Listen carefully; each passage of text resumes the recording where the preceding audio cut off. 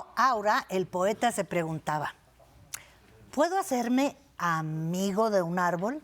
Hablar con él, contarle mis pesares, abrazarlo y mucho más. Y también Miguel Hernández decía que sin el árbol no es posible la primavera. Caminamos junto a ellos todos los días y pocas veces los miramos realmente con atención. Pero en esta ciudad de asfalto y prisa, los árboles son nuestros vecinos más antiguos, los más silenciosos. Y a propósito del equinoccio de primavera, queremos celebrar su existencia, honrar su aguante y aprender de su resistencia. Y si lo pensamos un poquito, reconocer el valor de un árbol que ha crecido en la banqueta, porque es de alguna forma reconocer nuestra propia capacidad de echar raíces en medio del caos. Hoy está con nosotros Valentina Sandoval Granillo. Ella es maestra en Ciencias Biológicas, asistente de investigación en la Facultad de Ciencias de la UNAM e investigadora enfocada en la ecología de plantas y la regeneración natural de bosques tropicales secos de México. Y bienvenida. ¿Qué tal? Muchas gracias. Muchas gracias. Gracias por estar aquí con nosotros. Y yo quisiera preguntarte, ¿qué es lo que los árboles que nos rodean pueden decir acerca de cómo somos como una sociedad? Pues observando el arbolado de las ciudades y de los asentamientos humanos, creo que podemos aprender mucho de cómo es pues la atmósfera en general o cómo es vivir pues en esos lugares. Por ejemplo, en la ciudad se me hace muy chistoso que hay lugares muy planeados para albergar árboles, ¿no? Donde las calles son amplias, hay lugares amplios donde están plantados, entonces pueden desplegarse muy altos y hermosos. Como los camellones. Exacto. Pero también hay lugares donde están muy cercanos entre sí, se interfieren con los cableados, a veces no caben en los sitios donde los plantaron, entonces terminan tronando banquetas. Por ejemplo, también la ciudad es muy plural, ¿no? Y los árboles de la ciudad también son muy plurales, casi multiculturales. La mayor parte vienen de otros países que ni siquiera son México. Entonces, observando como ese caos y esos contrastes de los arbolados en la Ciudad de México, pues nos dice mucho acerca de cómo es vivir aquí. Pues sí, caótico, ¿no? Porque de repente hay un arbolote y llueve o se enreda con los cables, como dices, ¿y cuáles son los árboles los ejemplares más antiguos que podemos ver aquí en la Ciudad de México? Pues sobre todo son ahuehuetes. Los ahuehuetes es una especie nativa de México y son árboles muy longevos. Por ejemplo, saliendo un poco de aquí de la ciudad, el ejemplar más ancho de todo el mundo es un ahuehuete que está en Santa María del Tule, en Oaxaca. Ay, se lo conozco. Que está, sí, ese lo conozco. Hasta yo lo conozco. Entonces, aquí en la ciudad tenemos muchos ejemplares de ahuehuetes que tienen hasta 700 años. Los más antiguos de 500 a 700 años. Hay uno, por ejemplo, en Azcapotzalco, en Santa Catarina, es un árbol muy famoso. Hay otro en Marina Nacional, otro en Churubusco, en Chapultepec hay muchos ejemplares muy, muy longevos. Hablando nada más de la Ciudad de México. Sí. ¿Y un árbol nos puede contar su historia? Porque, bueno, yo no tengo idea, pero que dicen que alrededor de, o sea, si los cortas, ves así los anillos y puedes sacar la edad del árbol. Pero ¿qué historia nos pueden contar los árboles? Pues comenzando por ver uno de estos árboles tan longevos, muchas veces podemos descifrar un poco de su historia en el exterior, ¿no? Podemos ver si le mocharon una rama o si a veces le cayó un trueno y tal vez sufrió los daños del fuego. Nos pueden decir mucho en su exterior los árboles de cómo fue su vida y muchas veces cientos de años de historia, ¿no? Y ahora hay análisis que se pueden hacer sin tener que talar al árbol, sino sacando como el equivalente a una biopsia, como un núcleo corchito. Exacto, un pequeño corcho. Y esos corchos los puedes leer. Puedes ver los anillos de crecimiento de cada año de vida de ese árbol. Hace 700 años en la fundación de Tenochtitlán. Y eso nos dice muchas veces información también del clima, de las inundaciones o de las sequías, de los incendios. Entonces esos núcleos nos permiten como leer la historia de los árboles que pues se sigue escribiendo hasta el día de hoy y ojalá hasta la posteridad. Pues sí. ¿Y qué árboles son nativos de lo que platicabas, nativos aquí de la Ciudad de México y cuáles son los exóticos que están aquí también, adecuándose a los pobres?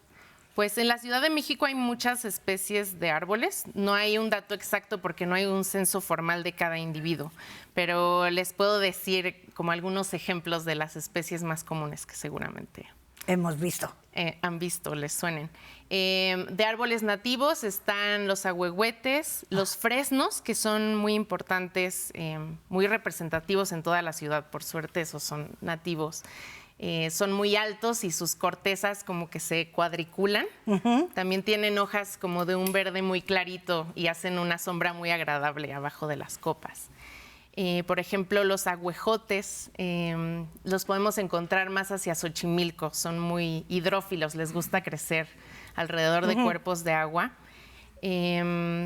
Los cazahuates, por ejemplo, dan unas flores blancas en forma de trompeta, como en el invierno. Ajá. Los colorines también.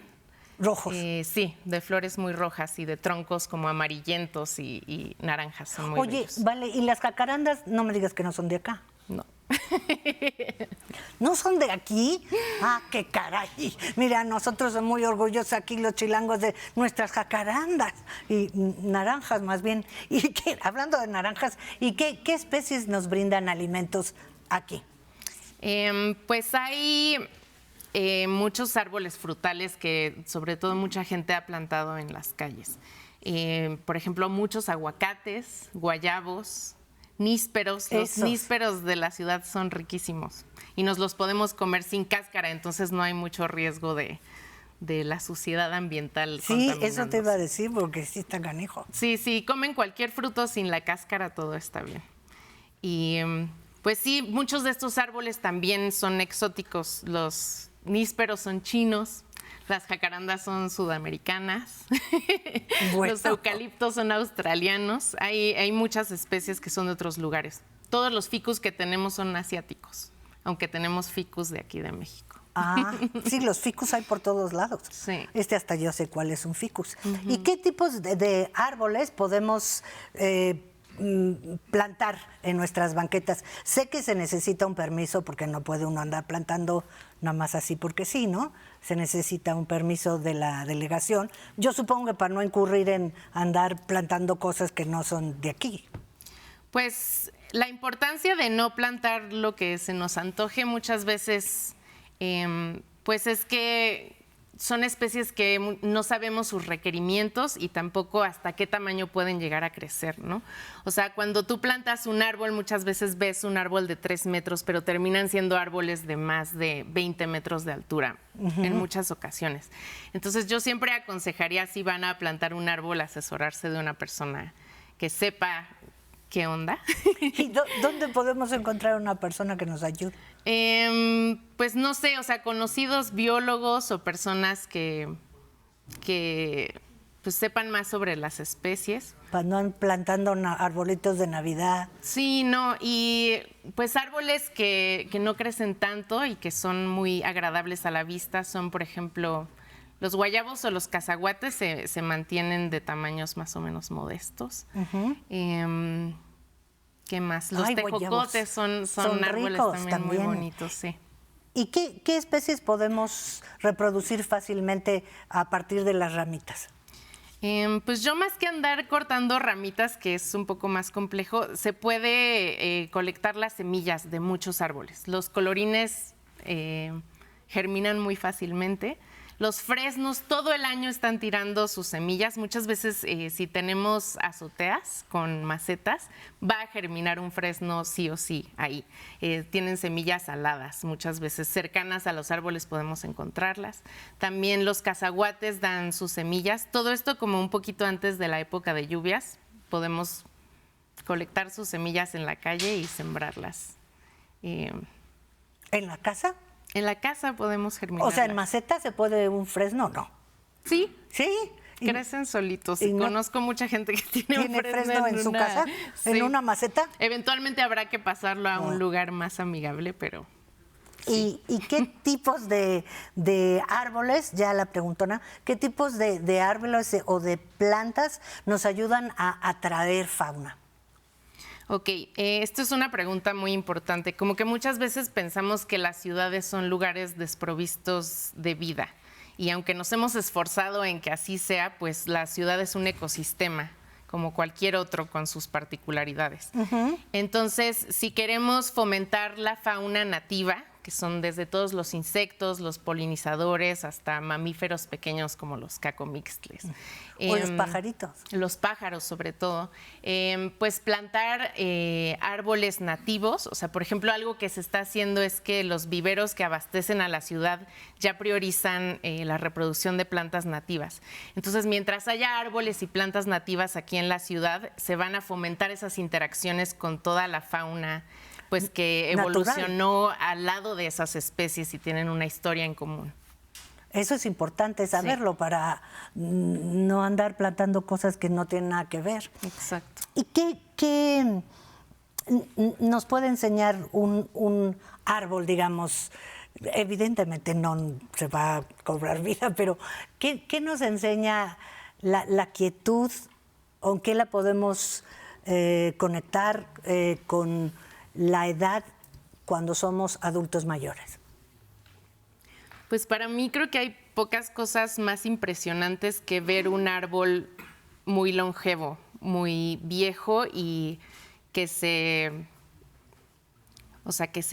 erige de una forma majestuosa, ¿no? Como que para mí una gran parte de apreciar la naturaleza y de verla, que muchas veces está a nuestro alrededor como un fondo verde un poco anónimo, es la contemplación. Y creo que ir a lugares verdes y contemplar, sentarte en silencio, ver que de pronto llegan aves, que puedes ver las plantas, que cada una tiene una identidad, ¿no?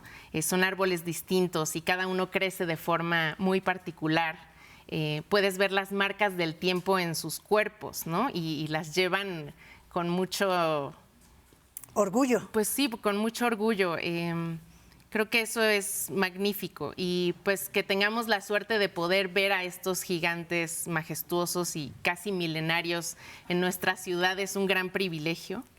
Y pues eso, o sea, salir a caminar y ver los árboles de la ciudad creo que es una actividad esencial y vital. Oye, Valentina, y por ejemplo, ¿los árboles tienen derechos?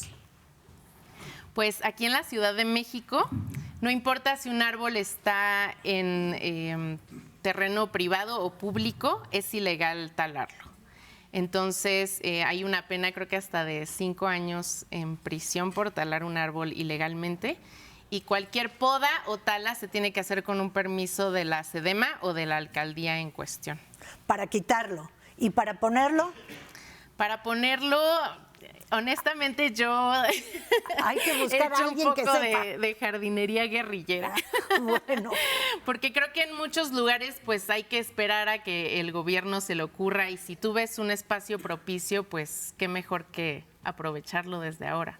Tienes sabiendo razón. las implicaciones a futuro también. Sí. Gracias por venir, Valentina. Espero que regreses Muchas gracias. y nos digas cuáles podemos plantar.